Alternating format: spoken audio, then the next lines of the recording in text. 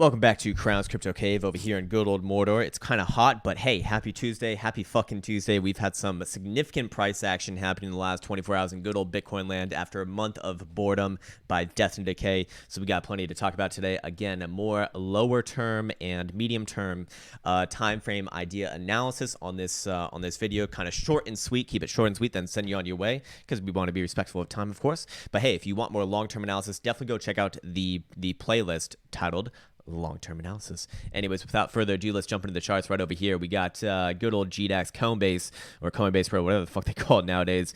And while we did have a pretty damn big hefty move yesterday, nothing has actually changed from the bigger perspectives. Now I'm going to be talking about a couple bigger ideas when it comes down to that, but just kind of show what I'm talking about. Hey, you know, we're still within this ascending triangle right here.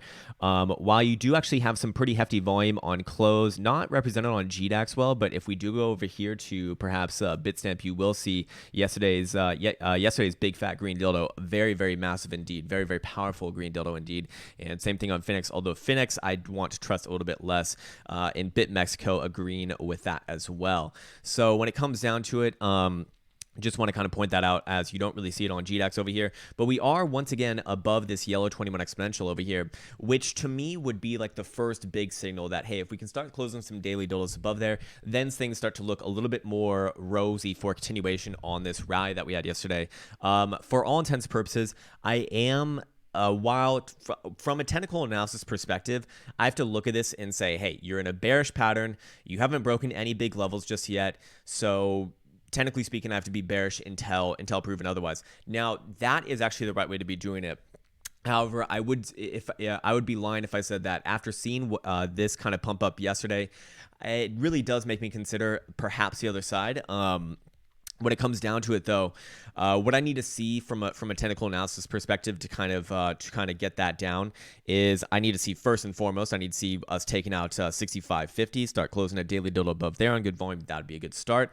However, you know, really the overall picture doesn't really get to call it into question until you get at the very least above 7,400, your prior high over here, because then you'd actually be creating a higher high by definition of it. And above 8,000 over here, I'd become very interested. Above 10,000 is a point where I'd say, hey, I believe that we've probably seen the lows, or it's very, very likely that we're not going lower than this current like 5,800 low that we got going in. So I just want to get that out of the way. Hey, the big levels still have not changed. So from that perspective, I do still have to remain bearish by that perspective. Although I do not have a position right now. I don't want to have a position right now. This rally over here yesterday definitely did it definitely does matter, especially when you see it kind of digging you out of your lows like this on increasing volume. That is impressive. Now we do have some more interesting things going on in the market. Of course, you're probably aware of the big bad premium on good old Tether over here. It's so hot right now. Tether, give me that green dildo Tether. And sorry if mom's listening to this, I apologize. Anyways, when it comes down to it, while I don't necessarily want to use the Tether charts, I do want to point out that, hey, there's a massive premium that is due to the decline in actual Tether valuation, as it's actually declining right here, right now, as we speak, back below 95 cents. You can see that yesterday, we were actually watching this live on Hyped on Crypto channel. US Tether, typically speaking, stays within about 4 decimal places of $1. Well, up till the last couple of weeks, which you've been monitoring at the beginning of October, this thing started really dumping all the way down, culminating in a major dump yesterday all the way to about 85 cents, all the way down here. So that makes the price appear on Finex very, very large in comparison to a US dollar exchange. Whereas, you know, yes, there is some sort of discrepancy within it. There probably is a little bit of a premium on it, but the actual value is probably a little bit less when you do equate and you do put that in perspective, that it's really like 15 cents low, or was 15 cents lower than a dollar. As you can see, it was quickly bought up for the rest of the day, taking you right back up within about 9.009 tethers, dollars, cents of a tether, cents of a dollar. There we go. What the fuck is that word? Nobody knows. And then quickly selling back off after that again.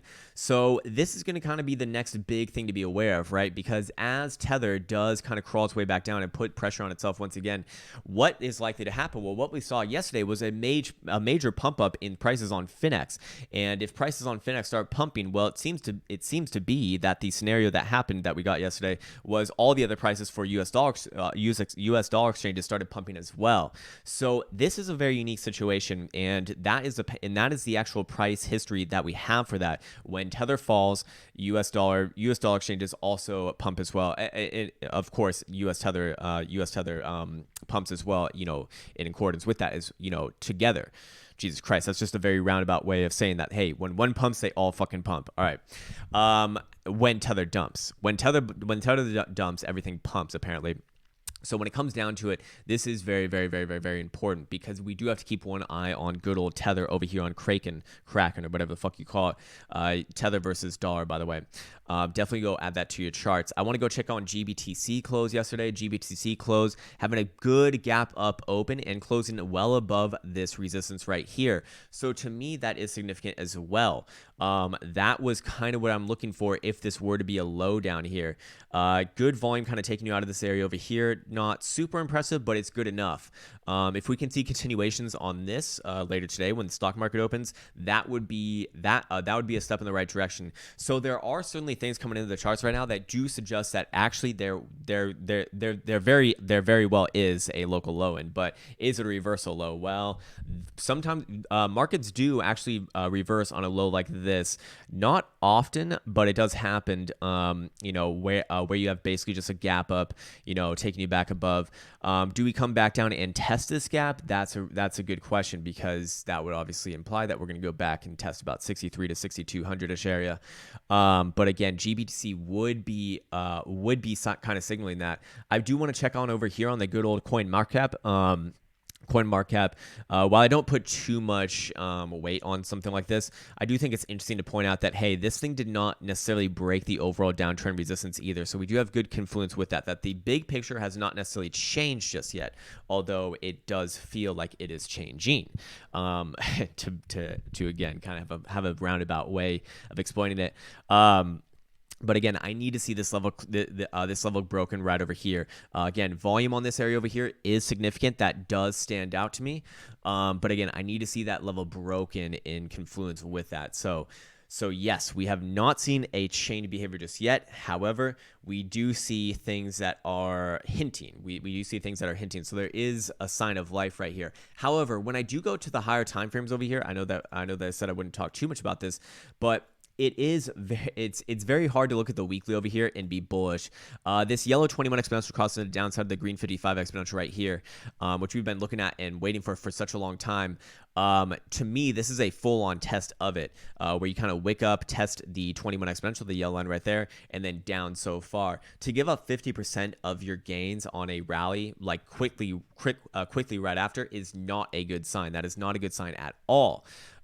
So to me, this would be more in the camp of the bearish scenario, and of course, this would obviously look like a descending triangle. So if we were to put it on the good old bias buster over here, just invert this bitch up, well, that would suggest that, hey, we are in somewhat of an ascending triangle over here, which apparently my measured moves are just absolutely disgusting. So let me just redraw this one again. Actually, let's redo this one again together. Let's just do it together because it's better together, just like Brexit or whatever the fuck that thing is. Sorry about that. Don't want to get political over here. I'm not a political person, nor do I want to be. Okay, so we got this guy over here. We got this guy over here. So yeah, we do have an ascending triangle. It does look right to me. Let's make a measure move on this bitch, and there we go. And you can't even get it up that high. Come on, baby, invert me, baby. And where do we get up all the way over here? Again, not that straight of a line, but somewhere right around the 4,000 level, which would make sense. There are a lot of things pointing down there, but again, like I said, I will kind of back away from doing more long-term analysis on this asset at the current moment.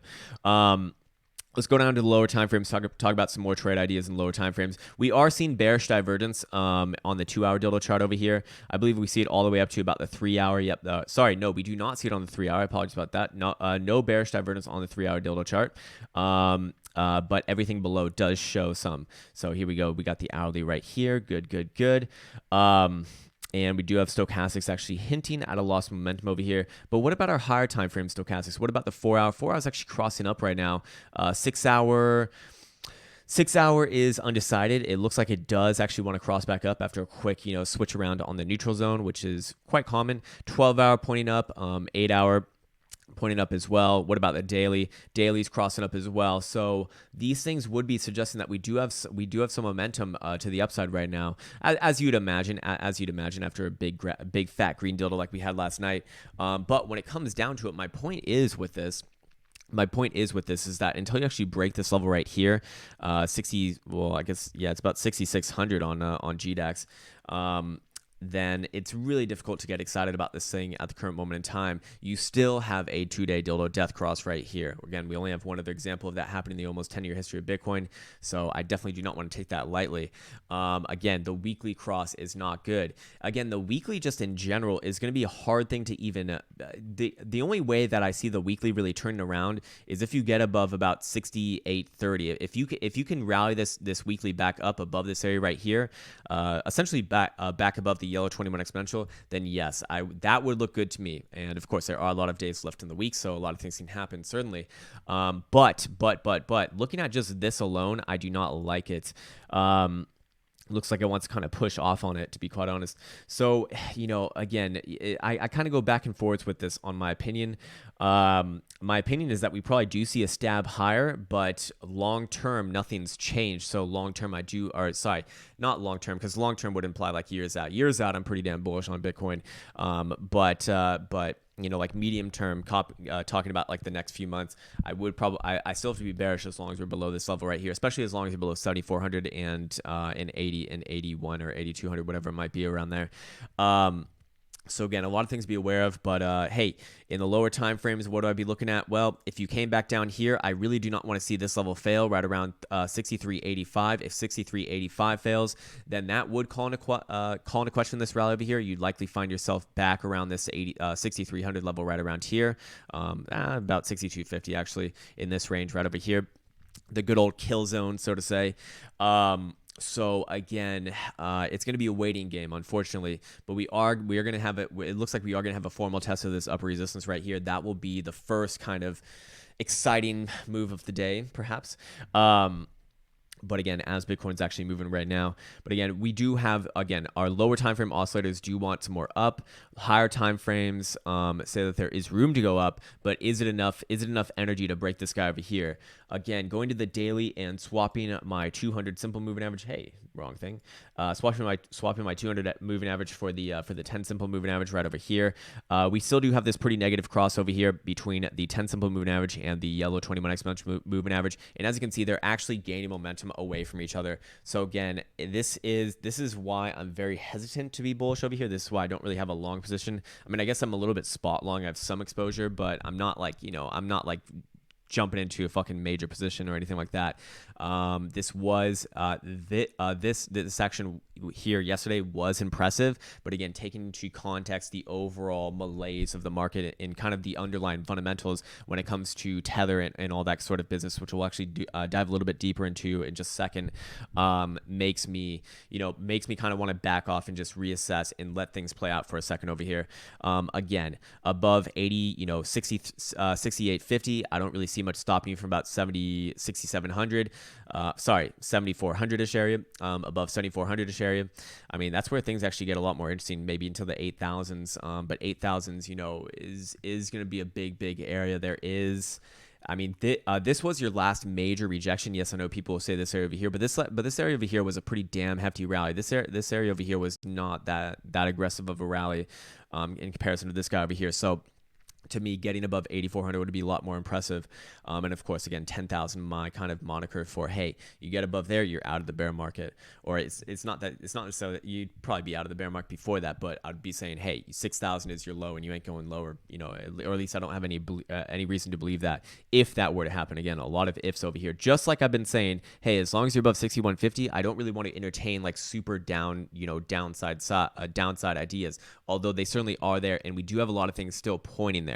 To be very, very clear, a lot of things still pointing there, but with yesterday's action, that certainly does kind of call into question a few things. Let's go over here to the 4 hour. I do want to plot something out as well and kind of show this before we move on to the good old Tether situation. It does look to me like we will be trying to break this diagonal trend line right around here, right around about 64.64, which would be better if it was 69.69. But as you can see, yeah, it's kind of finding resistance along here. Also, your Purple 200 exponential coming in right around that area as well. 4 hour RSI making its way higher, so it's not necessarily telling you that it's that it's done just yet. And perhaps even firing a buy signal over here on my proprietary stochastics down there. But we'll see. Again, we're at a major area. I mean, we're at like the smallest of the major areas, but still a major area. Jesus Christ, this is going to get so confusing. I do apologize about this, but they all do matter. That's the problem with it. All of this is a very delicate situation over here. Okay, so let's get down into it over here. We talked about the coin market cap. Yep, we need to see this level taken out. So again, just good confluence saying, hey, nothing, none of the big levels have still changed. Let's go check on the Bitcoin wallet on good old Finex, represented by the blue line over here. That's the amount of Bitcoins that Bitfinex, the exchange, has in their wallet. You can see that they were the number one wallet about 2 to 3 weeks ago, or I guess about 3 weeks ago now. And they had about 225,000 Bitcoins. Now they are all the way down around 135,000 Bitcoins. So quite literally losing about 90,000 Bitcoins in their wallet. So I have to be really thinking about this. And again, I'm not a conspiracy theorist, but I do love that saying, show me the charts and I'll tell you the news. And we see a mass exodus out of Finex, literally losing like 40% of their Bitcoins out of their wallet, which is, I would say, pretty significant. You have Tether having a little bit of trouble yesterday, collapsing all the way down to 85 cents before rallying it back all the way to basically $1 and then back down to 95 cents. So we're having a lot of interesting things going on in the market right now. So what does that make you think? Well, it makes me think, especially taking into context with what we see over here on the actual long positions on Finex as well, is that we have longs basically jumping off a cliff. We lost about 5,000 longs yesterday, all the way from 26,000 down to about 21,000. Now we're up a little bit. But margin longs dropped on Finex. We have Bitcoins leaving from the Finex wallet, and we have Tether dumping down. So what is that scenario likely telling you? Well, it's likely telling you that people have dumped their margin their margin long positions, going into actual spot long positions, and then transferring out of Finex is probably the most plausible explanation. Again, I can't talk to everyone in the fucking market and know exactly what's going on. No one can, but that is what the data would likely suggest. We do have something very interesting over here with the shorts as well. The shorts are back above 30,000. They're not just back above 30,000, they're at 33,000. So after liquidating literally 10,000 shorts yesterday, 10,000 fucking coins short on Finex, about 5,000 of those coins have been added back short on the short side about immediately. Just about immediately. So again, this is very, very interesting indeed as well. What the fuck is going on over here? To me, this is telling me that, hey, people want their long coins off margin. They want it off the exchange, and we don't know if they're going to sell them back to dollar now, or if they're going to hold them or whatnot. We can't know that. We can only judge that from the actual price action, which to me suggests that right now, we don't really see a movement in price. We just been kind of in like $100 range. But when it comes down to it, people piling on the shorts once again, that does put on the scenario that people can get squeezed. Now, there's also another scenario, which I think is a little bit less likely because the data does not suggest it or support it as much. But if people were letting go of their margin long positions on Finex, again, we lost about 5,000 coins of that, and they're putting and then they buy it back on spot positions. Well, it would make sense for them to kind of cover themselves, especially in a market like this, by going margin short to kind of cover their downside risk with entering right here, as they have fears of Tether, which is it definitely makes sense, but I think the data suggests the other scenario a little bit more. However, if you have an idea of this, I'd love to hear it, because this is one of those times where you get to put on the conspiracy theorist hat. Anyways, let's go check on the good old MVT signal over here. MVT signal saying that we still have not gotten below the critical zone. I believe this ticks a new one every day, and the fact that we are still above the critical zone where my cursor is currently at, right around 150, does make me very apprehensive to be taking longs. That's why I'm not jumping into a long right now. By the same token, anytime you get above this this critical level over here, it typically aligns with a drop back down to where my cursor currently is at, calling basically every top and almost every bottom as well, but definitely every top and almost every bottom perfectly, just as perfectly as well. So again, a lot of things to be aware of in this market right now, because there are things that are completely disagreeing with each other. All the higher time frames still say down. To go through it really quickly over here, we can just look at the exponentials.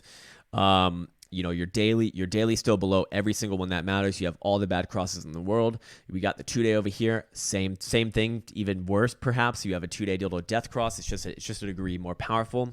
You have the same sort of cross with your 10 simple and your 21 exponential. You're still below all the major moving averages, except for the 200 simple. We have the 3-day over here, and the 3-day, same sort of thing. To me, this is a rejection of your yellow 21 exponential that we put in yesterday. What would make me change my mind if we could actually start closing a 3-day dildo above the 21 exponential right around 6,600, which would obviously coincide with that diagonal trend line that we've been drawn in. Although I don't have it on this chart right now. So again, I look at this, and this tells me that there is pressure on price action. So I do have to be very, very, very, very, very careful with the way that I look at this and trade this right now, because as long as you're below that current level that we're currently the current level that we are currently trying to fuck with, to use a good English term, right over here, this downtrend resistance line, which is better seen probably on like a 4-hour. Yeah, right over here. As long as you're below that, I do play this defensively. And like I said, as a technical analyst, as a trader, I do play this to the downside most likely, just because that is essentially my sort of style. If we were to break above that, well, of course I'd want to have a long at that point in time, right around 60. It's funny when I look at a 2-day dildo chart, it looks around 6,600. When I look at it like a 4-hour, it looks around 6,530. But this is why you have to make the decision on the chart that you made the chart on, so to say. Or so to speak. Someone corrected me on that the other day. I'm like, god damn it, I feel stupid again. But you know what? Whatever. Anyways, so when it comes down to it, pretty damn critical moments in the next probably for the rest of this week, really. As bulls will try to get, I think that they will get another stab at this level right here. The next reaction off of this resistance is going to be the real tell. But the fact that price action is consolidating around a resistance, typically a good sign, especially coming off of a nice big fat green dildo like we saw right over here. To me, that is what makes my opinion a little bit more shaky. But again, I do have to remind myself that hey, the higher time frames have not changed. We have not seen any sort of difference in price action there. In breaking any of the major levels, we have different, not necessarily non-related, but different, confluent factors with regards to the coin market cap. The whole market cap is still not broken as well. We have the MBT signal. We have the Finex wall providing some sort of interesting dilemmas over there as well, and then the tether situation. So when I look at all that, it does make me think that this is not to be trusted right here on this rally, and I should probably be selling it. But I will probably take that trade. I probably will take that trade right around about 65.50. But again, there ain't no promises in this game, and there will be a tight stop loss around that, probably about $50 higher, something like that. But hey, that's probably going to do it for this morning. Let's see if we got anything more in the lower time frames. Yeah, you can see over here that the hourly did the hourly breakout out of this area right here.